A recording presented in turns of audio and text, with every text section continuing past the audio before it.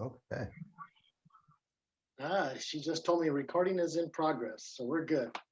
So essentially, today I asked Texas Splash, Pat, and Joyful Noise, Matt, to join us and have a discussion about shock, level, and maintain.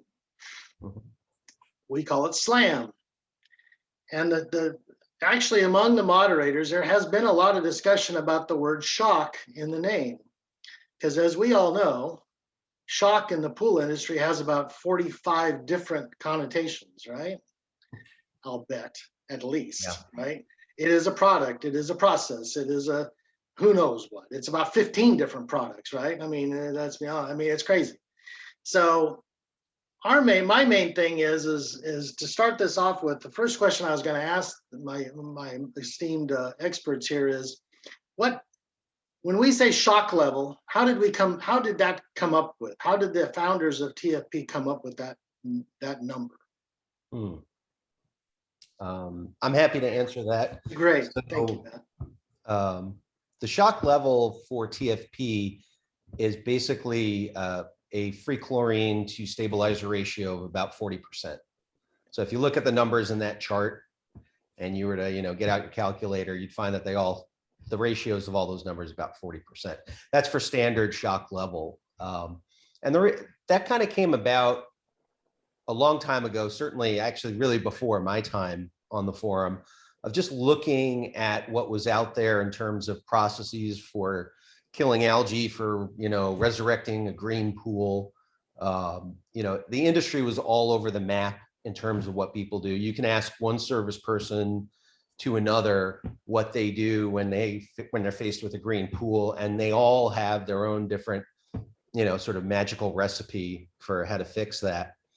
So the early geeks got together, and Richard Falk was one of them, and they kind of scratched their heads and said, "What's a good level?" And so 40% really, it produces enough active chlorine, enough hypochlorous acid to pretty much kill anything biological in the water within 24 to 48 hours.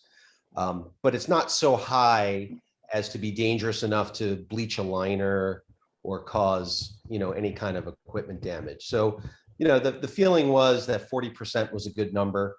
There's nothing magical about it, really. When you're up at that high of a level, nothing biological is going to live in the water for very long, and adding any more chlorine is just going to sort of increase that process, make that kill process faster. But really 40% is more than sufficient to take care of the biological problem. And then at that point, you're just left with really with a filtering problem. So that's kind of where TFP's shock level is at. Great, great. So really the next step in my list here of things to discuss is, how do we know, or how does a member know when they need to perform the slam on their pool water? Go ahead, Pat. Unmute yourself. Yeah, very probably one of the most common questions we get here, and there's a couple key signals that alert a pool owner that something's not going quite right. First and foremost, of course, is if you see a green pool. A lot of pool owners who open up at the beginning of the year might uncover their pool to find a swamp. Somebody who moves into a new property that's been foreclosed for a while, that's what they inherited. For others, it's more subtle. Those are the ones that catch us off guard. Sometimes, especially if you've been a trouble-free pool member for a while, you're used to very, very clear crystal water.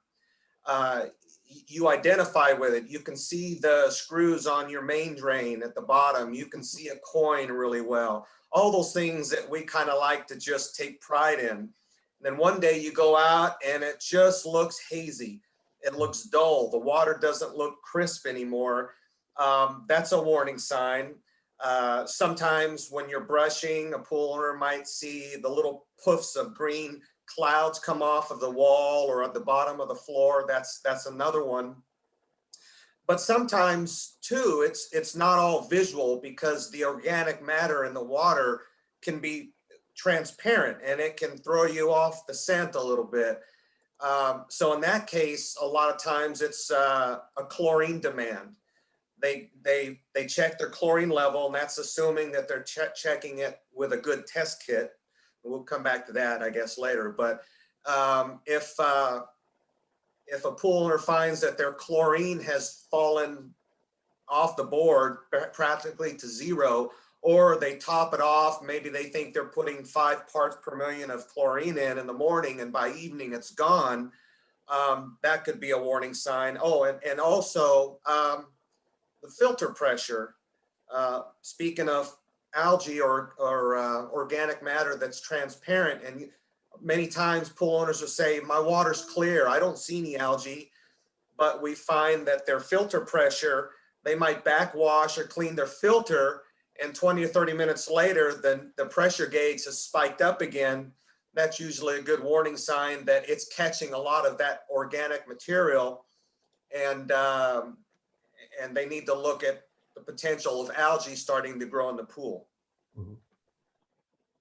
Yeah, in fact, a question pops up. I have 0 cc. I don't have algae. I don't need to slam. Yeah, that's often the question. I think people are led to believe, either, by the pool industry or some of what they read, that, oh, if there's something in the water and I hit it with chlorine, it's going to react with the chlorine, it's going to get oxidized, and then my CCs are going to go up. I should see some combined chlorine compound in the water if I have algae. And that's just not true. And there's a lot of detail to it, but basically, that CC test that we kind of look at in our test kits, it's pretty narrow in what it can detect. And not everything that chlorine reacts with turns into a combined chlorine compound that then is detectable by that test. So, that's why we use combined chlorine as kind of a measure of sort of water health, if you will, but we don't rely on it totally, because there can be instances where you could put stuff in the water that reacts with chlorine and it won't show up on any test. So, that's where we have to be a little careful with that one, and we have to, I seem to remember once a post of somebody who had a green pool, but there was no CCs in the water, so they couldn't have had algae. It's like, well, forget the test and just focus on what your eyes are telling you. It's a green pool. It's got algae in it. So we have to be a little bit careful sometimes when we, over rely on the test kit a little bit. Say, oh, but it's not showing up on my test. Yeah, exactly. And OCLT, our overnight chlorine loss test, is something we recommend many people do. Although, to be honest, we all pretty much know if the pool water is cloudy, Mm-hmm. the probability of it being algae is extremely high. Oh yeah, algae starts off in a, what they call the planktonic phase, basically just floating around in the water. I mean, this is a little, single cell organism. Sometimes they clump up into clusters. They're not going to be visible until it's really dense and you have a really bad problem. That's when it gets visible. But yeah, I mean, Pat hit it on the head with, when you have a trouble-free pool, clean kind of pool, the water is just so crisp and clean and clear. And then you walk out that one morning or that one day and you look at the water and you could just tell there is just something not right about it. It's not looking the same way. And in fact, that's kind of, I think I may have slammed my pool once in my life. And I'm pretty sure that's what gave it away to me. I just walked outside and I was like, why does it look like somebody just dumped a whole bunch of, sunscreen in my pool? And then sure enough, it was eating up chlorine like crazy, and it was starting to get cloudy, and did a slam, and that took care of it. So, well, I've got a very specific question about slam. I've never slammed. I'm relatively new, a few weeks into TFP, had a pool for over 20 years, and basically went away for a month, came back to a green pool, and found out what's going on here, and had to reduce CYA from 160 down to 40. Mm-hmm. It looks perfect. See the screws in the drain. It's been clear for a couple weeks. Chlorine demand is not high, but I've never slammed. So here's where I'm going. I've got about a 2-inch diameter place where I've not brushed it on purpose of yellow algae on a kind of a curve of a step. I've never slammed. Do I just need to raise the normal chlorine or just brush it? So again, I'm pretty new to this, but that's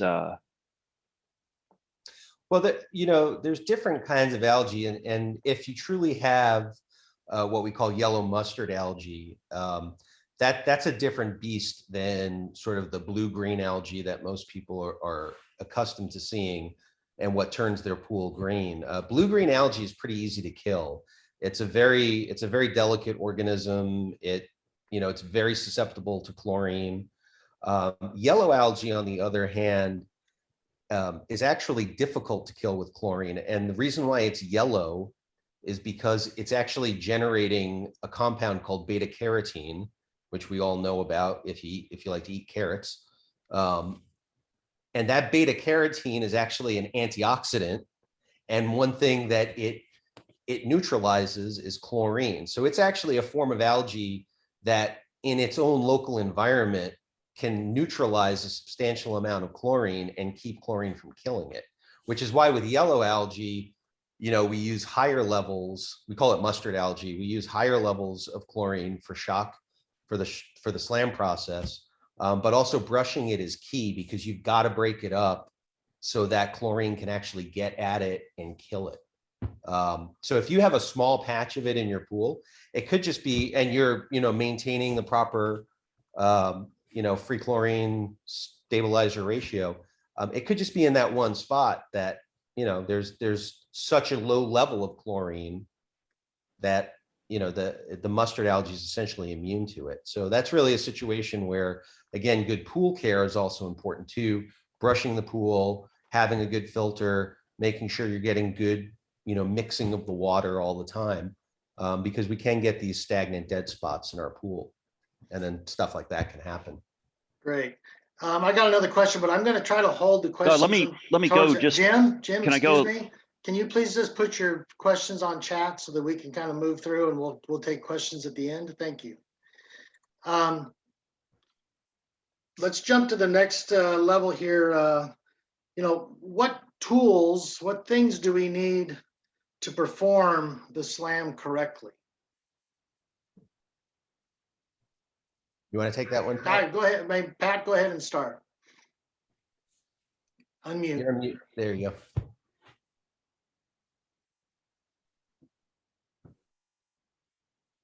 Got to unmute. Unmute, Pat. Pat, you got to unmute. There you go. No. Click again. Click again.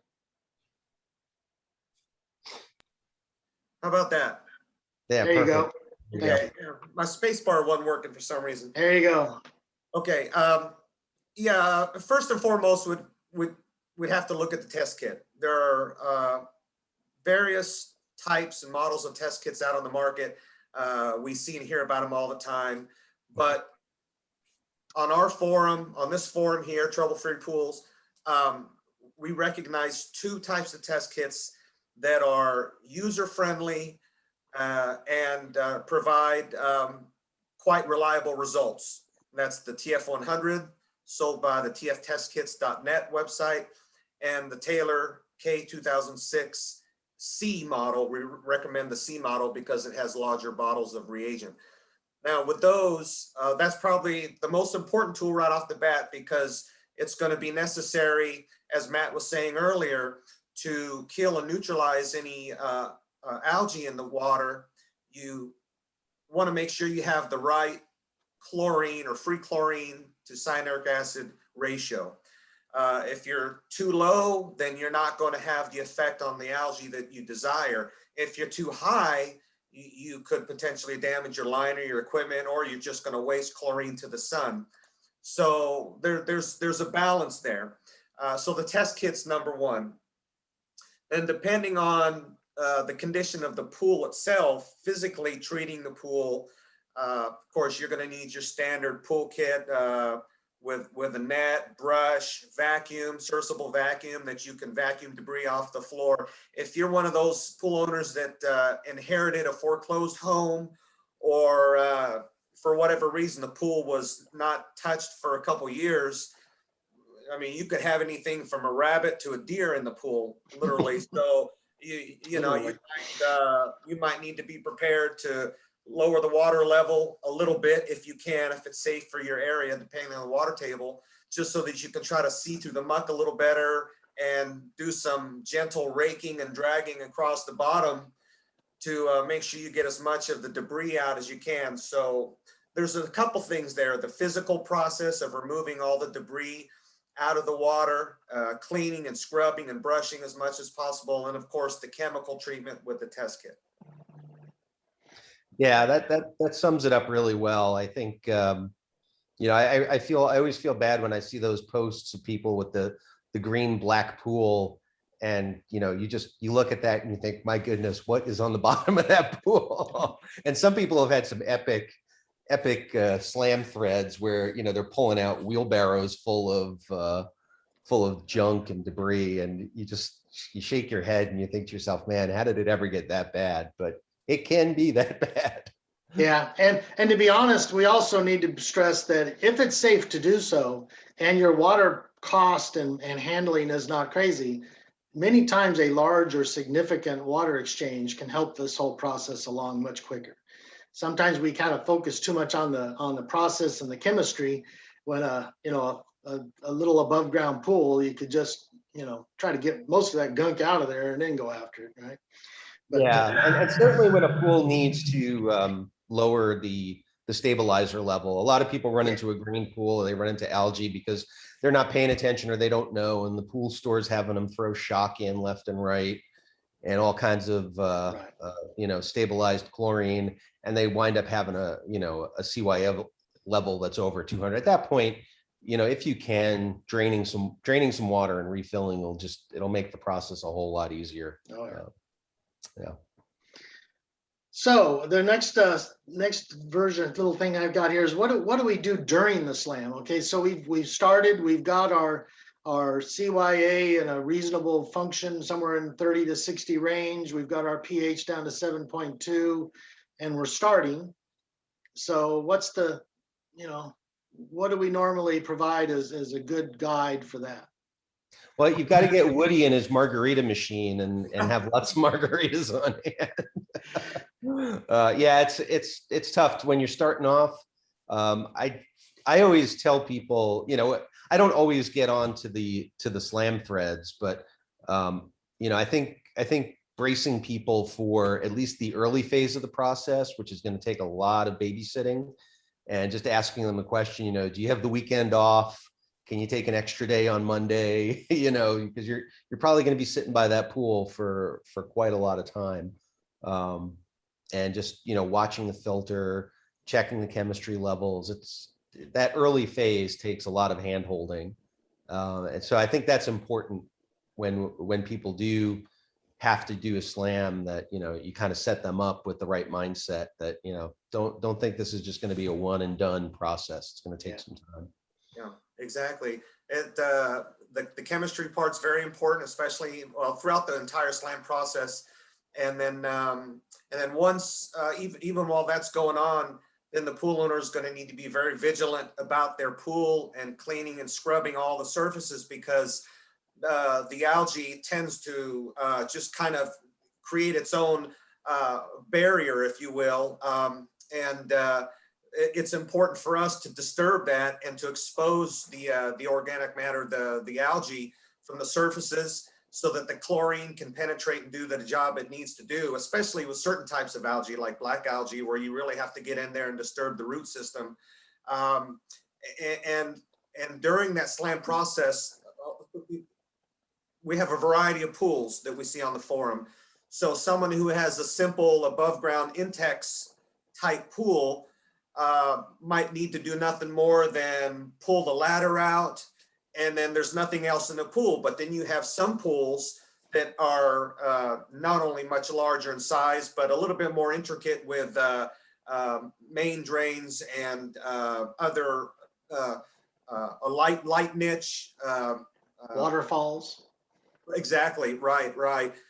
Fountains, all kinds of things where water could have potentially settled and been stagnant for a while, and it's just become a haven for algae. So those have to be checked very closely and cleaned out as well. Yeah, actually, my pool has a natural stone waterfall built into it, and it's got these, little basins that were created in the stonework. And it's actually kind of a pain because I don't run my waterfall all the time, and I have to be and actually right now I've taken it offline. I haven't run it for over a season now, but I have to be careful when it rains because the little basins in it will fill up with rainwater and they'll turn green. And if that starts overflowing into the pool, well, now, so Pat, your point is well taken. People can have these water bowl features, or even think about a really complicated pool that has a negative edge. So it has an overflow on the wall or maybe two walls, and then that goes down into a sump, into a basin. Well, that basin has to be taken care of just like the rest of the pool. And so if you start running into algae problems, you got to look at, especially in a negative edge pool, you got to look at the basin and make sure that that's staying clean too. Because there's plenty of places it can hide, and then it'll just drag the process out longer and longer. Yeah, I think we need to, I try to stress at the start of these is that, doing this as a one and done a day process doesn't work. And I think that's, like you mentioned, Matt, at the start, especially with the very, very badly contaminated pool, every hour and a half, 2 hours is not unusual. And so that is something that's you got to get over the top of that, and now we kind of say that, and you might realize I'm kind of going down the steps that's in our SLAM article on Pool School here. We do say often, but sometimes people think often is once a day. So, I mean, we do have to kind of stress that part. So we've gone through and we've treated the pool. It's turned nice and blue, but it's still cloudy, and gosh, we want to stop because, well, it's blue. It's not green, right? So how do we know when we are done? Well, we have 3 criteria that we list on the SLAM process, right? Clear water, and ideally, I mean, just crystal clear down to the bottom, pristine water. If you've never been a TFP member before, you'll know it when you see it because it'll be a whole different pool. So crystal clear water, combined chlorine level of 0.5 or less, so it's very little, and passing the overnight chlorine loss test. Those are the measurement tools that we use to see if we've successfully finished the SLAM. Right. Yeah, and I think it's important to stress that because you guys, we all know as moderators and everybody else that's frequents the forum, that's the key part, right? About the 6th or 7th day in, it's getting old and it's not clearing up. And I want to use flock. I want to use clarifier. I want to use this. I want to use that. It's this or that. And my cartridge filter is no good. And all these things. And it's just, it's sad, but it's a time. And I remember we have an expert. He's on and off the forum. Some Richard 320, as some of you might recognize. His analogy was always great. Was that if you look at your pool water, like you look at your CYA test tube, right? If it's cloudy, really cloudy, you can't see very far in, but as soon as the cloudiness starts to go away, you can see deeper and deeper and deeper. And so it's just it can go from being looks cloudy to clear, just so quickly. That's the hardest part of the SLAM process because really the biological contamination part of it, the algae, that's going to be done. That's going to be dead and gone in the first 24, 36 hours. Really, the biological part of it goes quickly. What you enter into after that is just a filtration phase. And a lot of pools, and this is just it's a symptom of the fact that we don't build pools that are very hydraulically efficient. A lot of pools just don't have the filtering capability to, clean the water as quickly as people would like.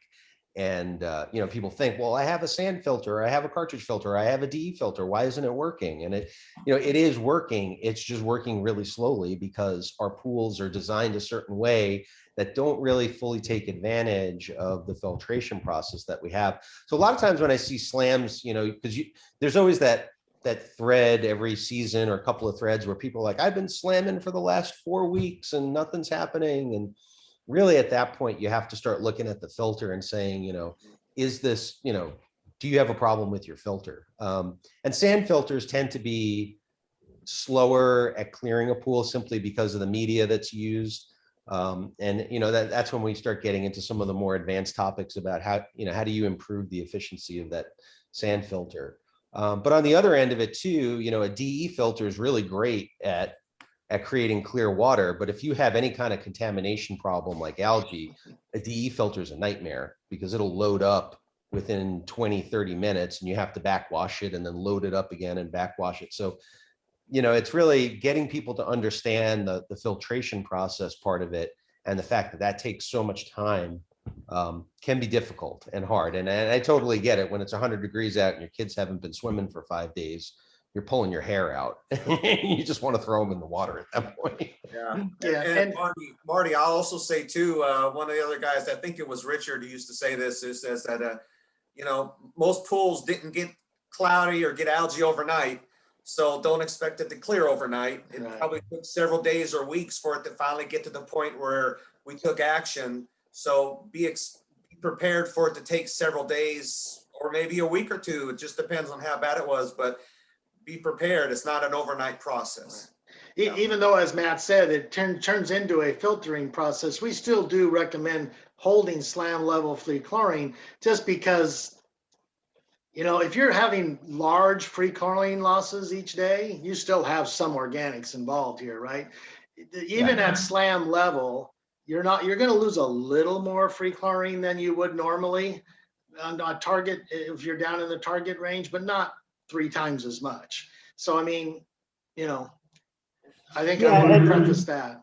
And in the slam process, when you have a large amount of particulate matter in water, and this is just, this comes from water treatment processes as well. When you have a large amount of, just organic particulate matter, carbon and stuff like that, that actually impacts the sort of the sanitation of the water, because that stuff that algae can attach to, can grow on, that's why you need to maintain that chlorine level, because you really want to make sure that the algae's gone, the algae's dead, and it doesn't have any place to grow, even while you're filtering out all of that particulate matter. So it's important to keep that going.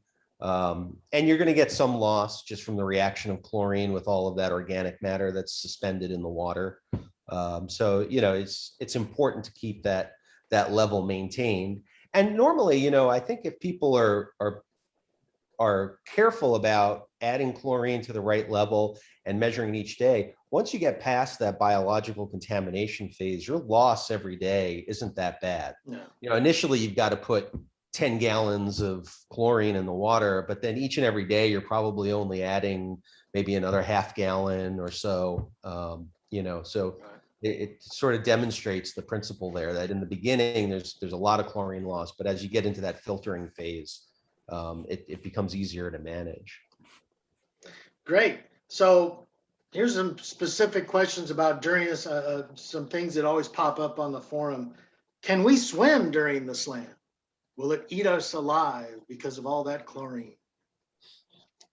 Go for it, Pat. Yeah, very common question. In fact, as long as it's not a green swamp, as long as we can see through, for safety reasons, see your footing, see where you're going, so you don't just jump in there and land on a dead carcass or hurt yourself, you can get in there. The other thing is too, as Matt mentioned earlier, we have the chlorine ratio. So on TFP, we have a chlorine to CYA chart that shows what your free chlorine level should be based on that cyanuric acid level. So as long as you haven't exceeded that level, then it is safe to go in the water. In fact, we'll make light of it and say not only go swimming, not only do we encourage it, but toss everyone a scrub brush while they're in there and put them to work and make the most of it. So yes, you can go in the water up to slam level. I think it's a bather comfort issue too. I mean, if you get into a pool that's at shock level, you're probably going to come out and smell kind of weird just because there's a lot of chlorine there, and it might react with stuff on your bathing suit and whatnot. So it's really up to the person. But I know plenty of people who, if it's hot enough out, they'll, they'll go swimming out in the lakes and stuff. So, Exactly. a little extra chlorine in the pool isn't going to stop them from swimming on a hot day. Right. But it's, as Pat said, as long as you're mindful of, staying within those recommended levels, you're not going to melt away to, nothing but bones if you jump in the pool. Yeah, the next couple items I had we kind of discussed already. Why are they levels so high? And as Matt mentioned, it's the 40%. It's getting the active chlorine up to the level that we believe it will rapidly destroy the organics and the biologics. Many people are so ingrained with 1 to 3 ppm is the free chlorine or the chlorine. They don't even know that it's free chlorine.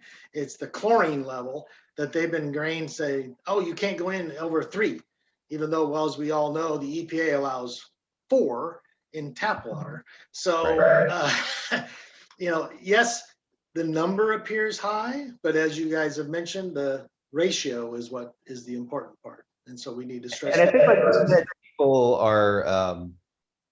people are sort of trained to look at those numbers and they get shocked by the value of it. But, a lot of people haven't been paying attention to those numbers all their life. And, if you go to I know a couple of pool service guys, and, if you ask, and I've sort of asked them, just sort of nonchalantly what they do with, really green pools and stuff. When you find out what they actually do to a pool when it's green and how much chlorine they throw in, I mean, it makes us look tame by comparison. There are some outfits because, they have to do it quick. They have to make a profit on it. They can't just, diddle around with a pool for a week and a half. They'll bring that free chlorine level up to nearly 100 parts per million. And do it by just throwing in like lots of calcium hypochlorite. And there's methods out there that some of the pool service guys use to clear a pool really quickly. And it's scary how much chlorine is in there compared to what we would recommend. So I think when people see those numbers, they're shocked, but it's only because they don't realize, what happens, in other circumstances. So. Right. So we also brought this up a little bit earlier, but I'll pass it by just one more time to reinforce it. Will these levels of chlorine that we use during the slam damage our equipment or our pool or whatever? So, I mean, the levels that we use, no, that's not going to cause any kind of equipment damage. People, I think when people do see damage, it's really because, I hate to use the word negligence, but they weren't following the process right. If you have to dump, 10 gallons or 12 gallons of liquid chlorine in your pool, doing it over the same spot without the pumps running or something is really bad idea. You're going to wind up, puddling all of that chlorine on the bottom of your pool and bleaching out that area. So, there are instances where you could damage things, but it's really kind of hard to do if you're following the process correctly. Right. And pool equipment itself, I was trying to think about that earlier, what possibly could be damaged by high chlorine levels. And really, there's nothing in the whole line of pool equipment that I can think of that, especially at TFP levels, that would even come close to being damaged. I know people want to say, oh, you can't have high chlorine in a heater, it'll damage the heat exchanger, but it really won't, because as long as the heater's not running, that the metal surfaces inside the heat exchanger are kind of immune to chlorine at that point. So that's really not an issue. Right. I think it's more negligence when people just don't follow the process correctly, and then they, and then they run into problems. Right. Yeah, I would also say on that note as well, if people go to the TFP website, under the pool school, they'll see an area for recommended chemicals. And for each one of those chemicals, for whichever item you're trying to adjust, it has a nice synopsis of how to administer that chemical. Pour slowly at a return jet, or soak the stabilizer in a sock or something. There's a lot of things people will hear from the neighbor or at the pool store, and they'll say, "I'll just pour it down the skimmer." And then, of course, right away we're freaking out. We say, "No, you don't do that." So there's a great place on the website that points users to show them how to apply every chemical that we use. Right. Well, I've finished off the questions I had. Any general items that you two would like to discuss about SLAM, and then we'll get to the questions that have come up on the chat. I actually just had one thing I wanted to add. I don't know if there's any particular time of the year it happens more than others, maybe the spring, but we do occasionally get questions from people that are on a well. So we know that owners on a property that have high iron content will see a big change in their water when they increase the chlorine level. It depends on the content of the iron in the water, but if it's high enough, as soon as they add the chlorine, then they'll probably maybe see a big 10,000 gallon iced tea bucket out back, or it might turn into a type of green shade. Depends on, a lot of it depends on the liner color and different things like that. But so sometimes we're careful too to evaluate the owner's descriptions of what has been going on. That's why earlier in this discussion, when we were talking about signs of algae, it's important that we look at all those things like it's not just green, but is it cloudy, the filter pressure, things like that, because somebody can have a green pool, but it's relatively a clear green, maybe from iron or maybe copper, because they use a lot of copper-based algicides from the pool store.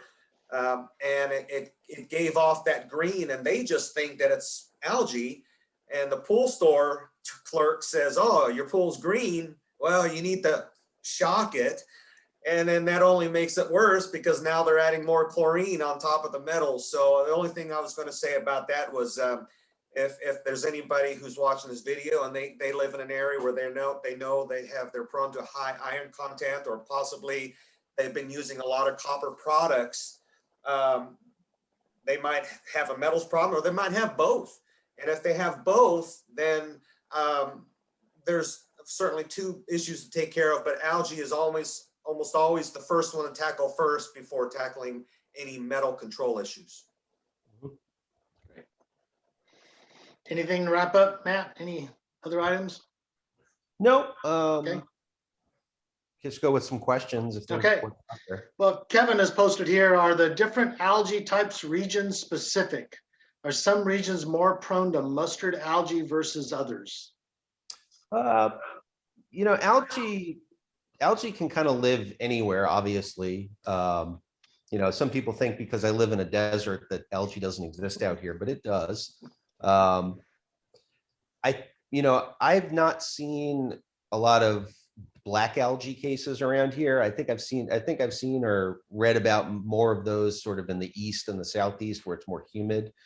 There's probably a little bit of regional difference between what you find out here in the west versus the east and the south. And certainly some of those algae types are much more painful to deal with.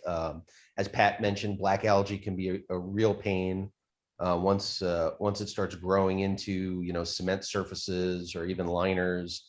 Getting rid of it can just be a royal pain, and require you to have to operate your pool at higher chlorine levels than you'd like. So I feel bad for folks in those in those areas when they get that. But that obviously the prescription is always the same. Whatever algae is there, you've got to perform the SLAM. It's good to look at it if you can. We have some on the TFP website. We do discuss a little bit about how to differentiate between them. Standard blue-green algae will make your water turn, sort of that murky green color. Black algae tends to look like black spots, usually on a shady side of the pool. And then if you can scoop some up and smear it on a white card, it'll look greenish, dark green colored. Mustard algae obviously looks yellow. It has a sort of a yellow-brown color to it. Once you know what you're dealing with, then treating it, we have specifics for treating that. But like I said, most of the pools around here, when they suffer from algae, it's always the blue-green type. And it's usually caused by just too much stabilizer in the water. Diane, one of our moderators here, posted up here about, getting algae in one spot consistently or something like that. Sometimes you have to adjust the water flow in the pool to make sure that you're getting good circulation and that all areas are getting freshened, I guess is a good way to put it, with good chlorinated water.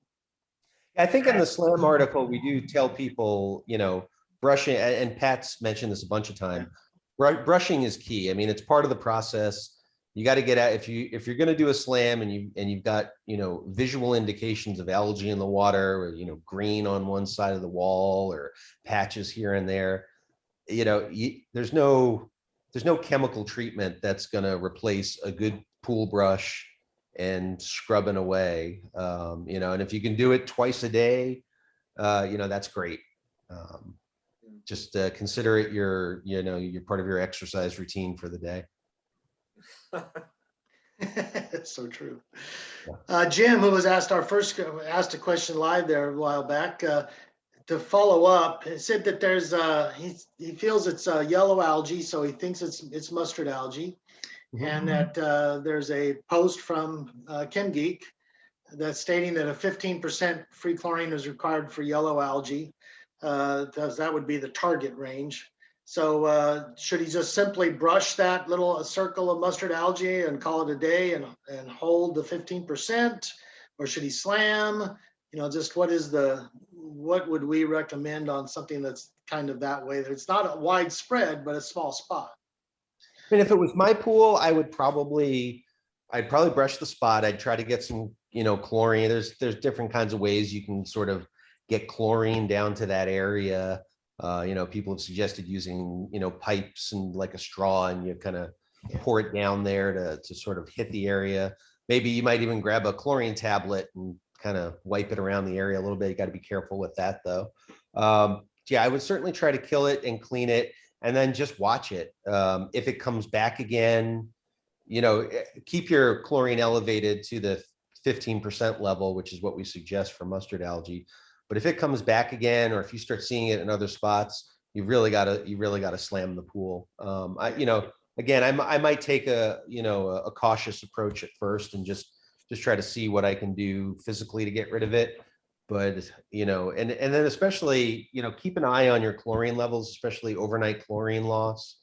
If you can measure that a couple of times and you're seeing big changes overnight when you normally shouldn't see a lot of chlorine loss, that's an indication you've got a problem. And then you need to, unfortunately, you just have to slam. Yeah.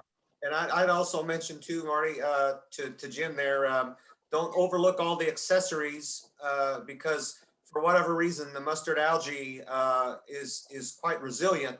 So if any of it transferred to pool toys or bathing suits or anything like that, you might want to make sure that you get those cleaned really well.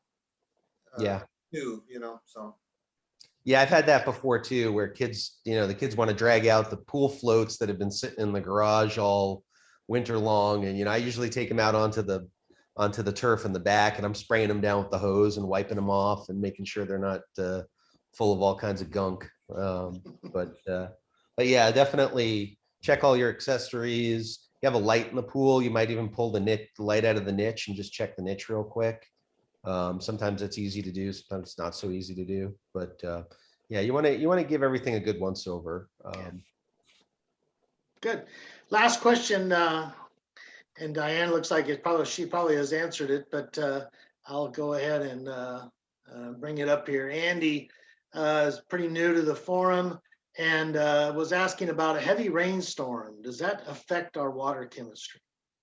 Boy, I can speak to that one real quick if you don't mind. Yeah, go for it, man. You know, for some, we had a very slow start here in South Texas. I'm around the San Antonio area, and there's a bunch of memes going around. We were joking about it, how we're okay. You know, Texas is underwater, but we're okay. I don't know what it was about the month of May and early June, but we got soaked. And so for my particular pool, what I end up having to do is pump out. I don't have an overflow, so I have to pump out water. And so I know when I do that, I'm losing my salt because I'm a salt pool. So I'm losing my salt level. I'm losing my stabilizer. But as long as my chlorine level is still commensurate with that stabilizer level and it's balanced, I don't care how hard it rains. I'm not going to wake up the next morning and just magically see a green pool. We've had hurricanes or the aftermath of hurricanes come through here, and it'll rain for a week straight. My pool will be crystal clear as long as my chlorine level is still balanced properly with that. So the trick there is if you find yourself socked in your city with some heavy rains for several days, and if you did have to lose some water, just kind of make sure that you're still staying up with the chlorine level. That would be my biggest recommendation. Absolutely, but you do hear people claim that a rainstorm caused their pool to turn green. I guess my view of that would mean is that they're so far on the edge of low free chlorine that it just put them over the edge, and that's it. Well, the thing to remember is, rainwater, and again, obviously being out in the desert, we never experienced this kind of stuff. But I did grow up in New York, so I do have some understanding of what heavy precipitation is. Rainwater is not going to mix well with pool water. So, if you had a significant amount of rainwater, several inches, you could have a layer of water sitting on top of your pool that's got less chlorine in it, and overall is more like fresh water than it is like pool water, brackish pool water. So in that case, and I wonder often, I don't know how people run their pumps and their filtration system, but if it's raining out, I would say turn your pump on and keep the water circulating in the pool. If you have an overflow drain, that's great, because a lot of that water is going to fill up to the overflow drain and then just get drained away. But keep the water circulating, because I could imagine in a scenario where the rain is heavy enough, or it's been raining constantly enough, that you could get this sort of stagnant water sitting on top of the pool, and maybe that could develop some algae. And then of course, if your pool gets runoff, if you have an in-ground pool and your yard wasn't, graded very well, and you're getting runoff into your pool, that's also, that can be problematic too. I see pools out there sometimes from the picture that people post, they have a beautiful pool, they have a nice little concrete deck, and then all around the pool is this lovely green grass, which I'm sure they're putting lots of fertilizer on. If any of that kind of water runs off into the pool, that could definitely lead to some issues. So it's more a matter of kind of knowing your environment that you're in. But I would say, if anything, if it's raining out, turn the pool pump on and just let it run. If you can afford the electricity to do that, it's not going to hurt anything. Well, we're at the end of our questions now. One thing I forgot to bring up earlier, and I'm going to bring it up now, is even though it should have probably been earlier, we see a number of people, especially new members, come from a pool store type suggestion to use yellow treat or yellow out, or many of these sodium bromide applications. Yeah. And I just want to publicly warn people, whoever's listening to this, please don't do that. Yeah, that's there's a lot of little tricks out there that people play to try to get rid of algae. Some people will throw there's a chemical compound called EDTA. It's a sequestering agent, but when it breaks down with chlorine, it forms a lot of monochloramine, And monochloramine is actually a fairly decent sanitizer at high concentration levels.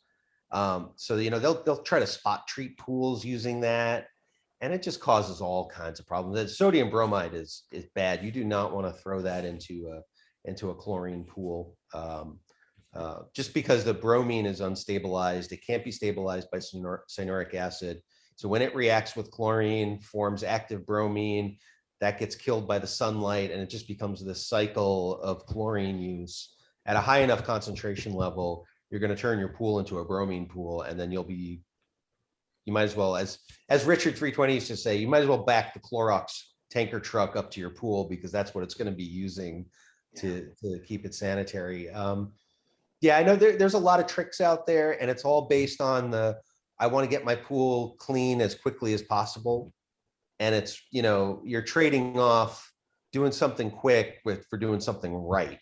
And a lot of those quick treatment methods, they're far worse. The treatment, is far worse than the problem that you have at the moment. So definitely a good warning to be careful with those pool store potions.